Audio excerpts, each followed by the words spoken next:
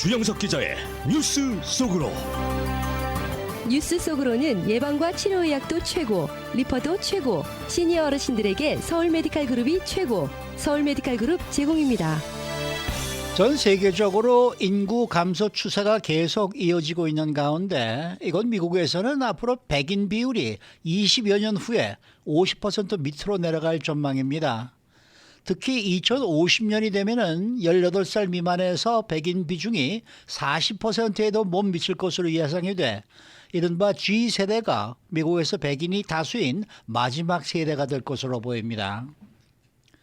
또 밀레니얼 세대가 코로나19 팬데믹 기간 동안에 트렌드 변화를 잘 활용해서 세입자에서 집주인으로 변신한 것으로 나타나 관심을 모으고 있습니다. 자, 주영석 기자. 안녕하십니까. 미국에서 백인 인구수가 계속 감소할 것이다. 이런 예상이 나왔네요. 네, 아주 흥미로운 예상이죠. 연방의회 전문지 더 힐이 보도한 내용입니다. 연방 그 센서스국 자료를 인용해서 분석한 내용인데요. 그 미국 내 백인 인구가 2045년이 되면 절반이야. 미국 전체 인구의 절반 이하로 떨어진다. 그래서 백인이 참 계속 뭐 감소하는 추세. 한때는 뭐 70% 이상까지도 차지한 적이 있는데 점점 내려가면서 이제 앞으로 한 20여 년 후면은 전체 인구의 절반에도 못 미치는 그 정도로 내려간다고 합니다. 네, 이 미국의 연령대 인구조사 내용을 살펴보면 나이가 어릴수록 백인들의 비율이 낮아요. 네, 맞아요. 그러니까 나이 든 세대일수록 백인들의 비율이 높은 거죠. 네. 예, 연방 센서스국은 그 연령대별 인구에서 인종이 차지하는 비중을 조사했는데요. 65살 이상은 백인 비율이 77%입니다. 역시 압도적이죠. 그리고 55살에서 64살 사이는 백인 비율 67%. 역시 뭐 3분의 2 차지하고 있고요. 35세에서 54세 사이 백인 비율이 55%, 그리고 18살에서 34살 사이가 백인 비율이 50% 이런 비율입니다. 그러니까 연령대가 내려갈수록 백인 비율이 줄어들고 있어요. 이제 줄어들어도 아직은 50%나 그 이상을 지금 보이고 있는데 이제 그 18살 미만의 어린 친구들이 더 나이가 드는 그런 시기가 되면 어떻게 되느냐.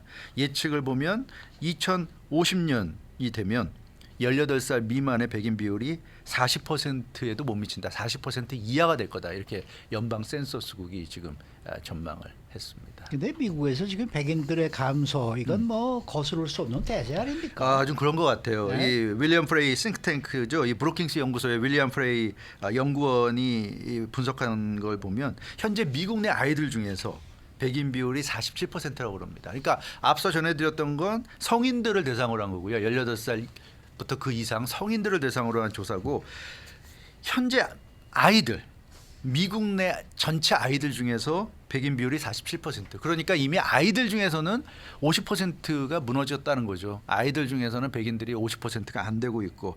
그래서 이 브루킹스 연구소의 윌리엄 프레이 연구원은 이미 백인들의 비율이 상당한 정도로 감소하고 있다 얘기하고 있습니다. 그리고 더힐, 이번 보도를 한 더힐은 현재 G세대가 백인이 다수인 이제 마지막 세대라고 보도했는데, 이 G세대라는 건 아시다시피 1990년대 후반부터 2010년 사이에 태어난 사람들입니다. 그래서 이제 2010년 이후, 지금 2023년이잖아요. 지금 이제 태어나는 친구들은 백인보다는 비백인들이 더 많다는 겁니다. 그래서 이건 뭐 이렇게 흐름이 이렇게 잡혔기 때문에 거스르기는 좀 어려울 것 같습니다. 네.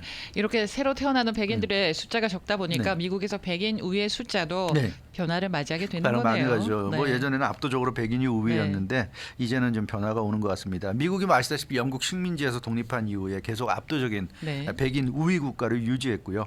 그동안에 뭐 소수계가 상당히 위상을 높였다고는 하지만 여전히 이제 백인 국가로 미국은 불려왔는데, 최근 들어서 이제 출생면 또 이민자 유입면에서 모두 그 백인들이 좀 줄어들고 있다는 그런 분석입니다. 그래서 미국에서 태어나는 사람 중에서도 백인들이 좀 줄고, 외국에서 들어오는 이민자 중에서도 백인들이 좀 줄고, 이러다 보니까 백인들이 점점 숫자가 줄어들고 있고, 그러니까 기존의 백인들은 있죠. 그러니까 백인 고령화 현상이 심각하다고 그럽니다. 그러니까 백인들의 어떤 그 비율이 계속 높은 비율이 유지되려면 새로 태어나는 어린 친구들, 또 유입되는 백인들이 많아야 되는데 그런 게 없고 기존의 백인들만 있다 보니까 기존의 백인들은 늙어갈 거 아니에요. 그래서 백인 고령화가 심각하다는 분석이고요.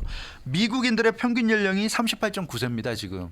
근데 미국 백인 평균 연령이 43세. 그래서 백인 평균 연령이 미국 전체 인구 3억 명이 넘는 전체 인구의 평균 연령 38.9세보다 높아요. 한 5살 한 4살 정도 높은데 이러니까 대단히 높고 참고로 히스패닉 미국 내 히스패닉 평균 연령이 31살입니다. 굉장히 젊죠. 히스패닉은 굉장히 젊습니다. 그래서 히스패닉과 비교하면 12살이나 차이 나니까 이거 감당하기가 어려울 거예요. 그래서 백인들은 갈수록 아마 숫자가 줄어들 수 있다. 뭐 10년 후, 20년 후, 30년 후 우리가 예상치 못한 또 흐름이 나타나서 다시 바뀔지는 모르겠지만 지금의 흐름으로는 그렇다. 이렇게 말씀드릴 수 있겠습니다. 네. 근데 또 일각에서는 이런 분류에 대해서 또 이의를 제기하고 있는 것 같아요. 예, 그러니까 좀 그런 거죠.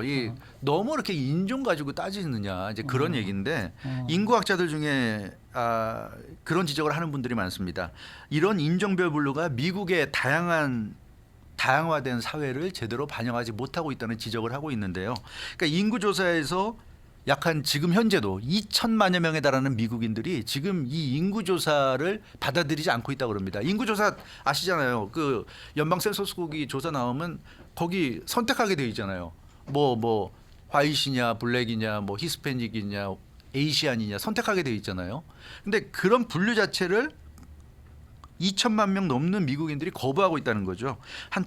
그러니까 정확히 얘기하면 2천만 명 조금 안 되죠. 지금 아직까지 1,800만여 명인데 이분들은 여러 개의 인종적인 정체성을 갖고 있다는 거죠. 그래서 자기는 백인일 수도 있고 흑인일 수도 있고 그런 사람도 있을 수 있고 에이시안이면서 히스패닉일 수도 있고 그런 거기 때문에 반드시 이 중에 하나 선택하라는 것에 대해서 굉장한 거부감을 갖고 있고 나는 아메리칸이다. 난 아메리칸이지 내가 흑인도 아니고 내가 백인도 아니고 난 아시안도 아니고 난 아메리칸이다. 근데 왜 아메리칸은 선택하는 게 없잖아요 지금.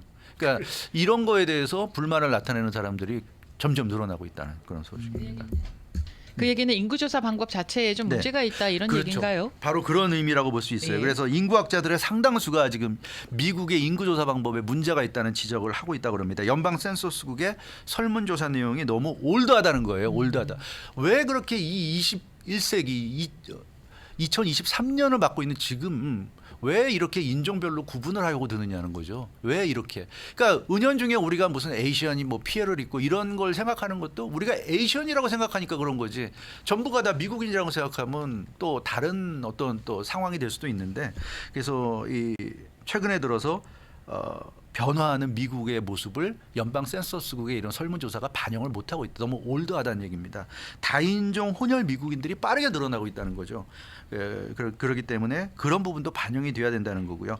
지금 현재 인구조사에서 다인종 혼혈에 대해서는 거의 안 돼 있어요. 그래서 업데이트가 좀 돼야 된다는 그런 지적입니다.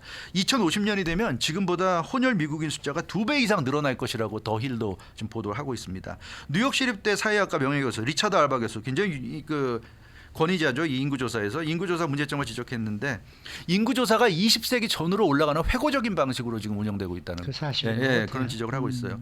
그러니까 백인들은 매우 다양한 종류의 주류 사회를 형성하면서 영향력을 강하게 유지하고 있고 혼혈인들이 많은데 그 혼혈인들이 자기를 백인이라고 생각할지 흑인이라고 생각할지 에이시안이라고 생각할지 그건 그 사람만이 아는 거고 맞아요. 왜 그걸 강요를 하느냐. 이제 그걸 얘기해야 되는 거고요. 또 현실은 점점 인종적으로 섞이고 있다는 겁니다.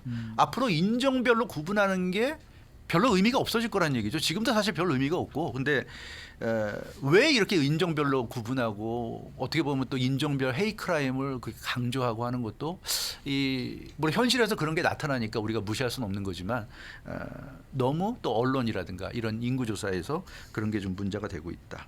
그래서 앞으로 한 20-30년 후면 달라질 거다. 그리고 어쩌면 그것보다 더 빨리 사람들의 인식이 달라질 수 있다. 요즘 확확 바뀌는 시대잖아요. 네, 그런 점에서 우리도 한번 생각해 볼 필요가 있는 것 같아요. 맞아요. 진짜 예를 들어서 뭐 백인하고 한인하고 결혼했을 때 저 2세가 태어나면은 걔가 한인이라 그러겠습니까? 아시안이라 그러겠습니까? 아니면 백인이라 그러겠습니까? 이거 자기 마음에 딸린 건데. 네. 그러니까 이게 정말 그렇게 물어보는 게 뭔가 좀 잘못되긴 한 것 같아요. 네. 자, 밀레니얼 세대에게 코로나19 팬데믹이 큰 기회가 네. 됐다. 이건 또 무슨 내용입니까? 예, 이 밀레니얼 세대는 1981년부터 1996년 사이 출생자들입니다. 그러니까 지금 27살부터 한 42살 그 사이 세대를 일컫는 밀레니얼 세대인데요. 코로나19 팬데믹 기간을 내 집 마련의 기회를 활용했다는 얘기입니다. 그 미국 젊은 세대들에게는 요즘 집값도 많이 올라가고 현실이 예전과 달라서 이제 집을 소유하는 것에 대한 큰 메리트도 떨어지고 욕심도 좀 떨어지는 상황이죠. 그래서 젊은 세대들은 집 소유보다 그냥 임대하면서 살아가는. 그러면서 돈이 있으면 차라리 더 좋은 차를 쓰고 더 좋은 뭐 핸드폰을 쓰고 예를 들어 그런 데도 돈을 대지 좋은 집을 사고 그 집값 갚기 위해서 평생을 일하고 이런 거 별로 안 좋아한다는 거죠. 그런데 팬데믹을 거치면서 세입자였던 이런 젊은 층들이 집주인으로 되고 변신했다는 그런 내용이 되겠습니다. 네, 그러면은 밀레니얼 세대가 얼마나 많은 숫자가 집을 갖게 됐는지 수치 나온 게 네, 있나요? 나온겠죠. CNN이 지금 보도한 내용을 보면 지난달 인구조사 결과를 보도하면서 주택 소유 실태를 전했는데요. 2016년부터 2022년까지 사이에 44살 미만의 주택 소유율이 연령대 중에 가장 많이 증가했다고 합니다. 그러니까 팬데믹 기간 동안에 44살 미만 주택 소유율이 크게 늘어난 것으로 그렇게 나타났다고 그래요. 35세 미만의 아주 젊은 층의 주택 소유율이 4.5%포인트 증가한 39%로 나타났고요. 35살에서 44살 사이 주택 소유율이 3.6%포인트 증가한 62%로 나타났다고 합니다. 이 미국에서 35살 미만에 벌써 자기 집을 갖는다는 건 굉장히 빠른 거라고 볼 수 있는데 그런 사람들이 벌써 39%에 달하고 있고 35살에서 44살 사이도 늦은 게 아니죠. 요즘 미국 추세를 보면. 근데 62%나 자기 집을 갖고 있다고 그래요. 그래서 굉장히 자기 집을 갖는 비율이 늘어났고 반면에 같은 기간 55살 이상의 주택 소유율은 제자리 걸음한 것으로 이렇게 나타났다고 합니다. 그렇게 젊은 밀레니얼 세대가 세입자에서 집주인이 될 수 있었던 원인이 무언지는 또 나와 있나요? 네, 나왔어요. 그 이번 보도를 하면서 CNN이 분석을 했어요. 왜 밀레니얼 세대가 집을 소유하는 데 관심이 없다가 코로나19 팬데믹을 계기로 이렇게 집 소유로 나섰을까? 한 3가지 정도가 꼽혔는데요. 많은 사람들이 도시를 떠나면서 주택 구매 수요가 감소했어요. 그러니까 바이어들 사이의 경쟁이 줄어든 거죠. 바이어들이 많으면 수요 공급 법칙에 따라서 집값이 올라가는데 바이어가 줄어드니까 경쟁자가 줄어들어서 집 사기가 좀 수월했다. 그리고 주택 판매자들이 셀러들이 더 이상 감당하기 힘든 주택을 처분하려는 동기가 강했다. 뭐 물가 많이 오르고 코로나19 되면서 직장을 잘린다거나 이런 사람도 생기고 하니까 빨리 집을 처분해야 됐다. 그래서 가격을 좀 낮춰서 처분하는 그런 상황, 그런 기회를 제가 포착했다는 거고요.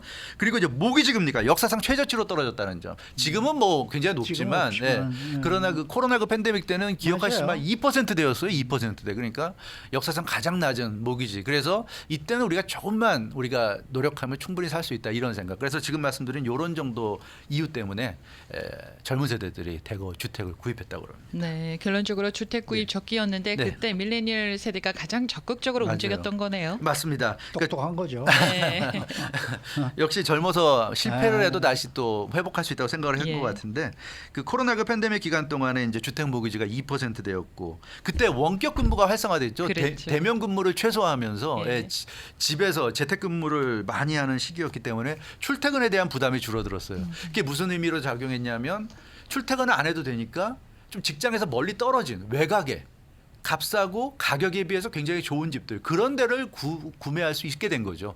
그래서 젊은 세대들이 대거 외곽으로 빠져나가서 자기가 원하던 그 좋은 주택을 저렴한 가격에 살 수 있게 됐다. 그리고도 직장일 하는데 지장을 받지 않을 수 있었다. 이게 굉장히 이제 크게 작용했다는 거고요.